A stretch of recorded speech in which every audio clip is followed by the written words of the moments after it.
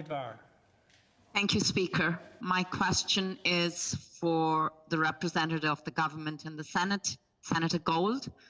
Senator Gold, the Senate and the Government of Canada has an obligation to protect minorities across Canada.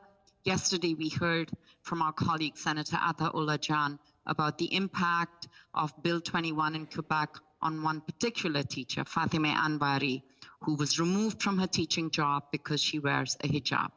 As we all know, Quebec has invoked the notwithstanding clause on Bill 21.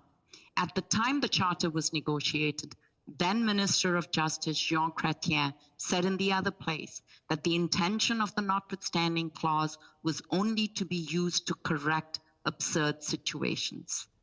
Senator Gold, this is not an absurd situation. As we see, it has a real life impact on individuals. What is the Government of Canada going to do to protect the rights of minorities, no matter where they live? And what is the government planning to do to challenge this potential overreach of the use of the notwithstanding clause? Senator Gold. Thank you for your question.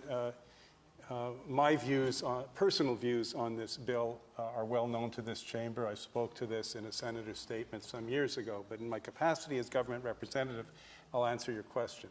The government and the Prime Minister Trudeau, alone amongst leaders of federal provincial parties, has stated on many occasions that he reserves all rights to intervene at the appropriate time in the litigation that's currently underway in the courts of Quebec. The Government of Canada has also made it clear that it disagrees with, fundamentally, the provisions of Bill 21 that makes it denies someone the right to work just because of what they wear. And the Government of Canada remains committed to following closely the litigation and will take whatever decisions are deemed appropriate at the appropriate time. Senator Omidvar, supplementary. Thank you, Speaker. Senator Gold, I'm going to quote you from your statement that you delivered in May 2019. You said, "We senators are not the agents or representatives of our provincial government. We are not appointed to simply channel the opinions of the public.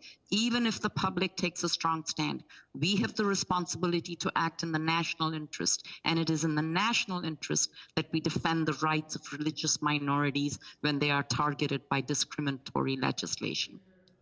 Senator Gold, are you repeating these words to your cabinet colleagues in government? Senator Gold.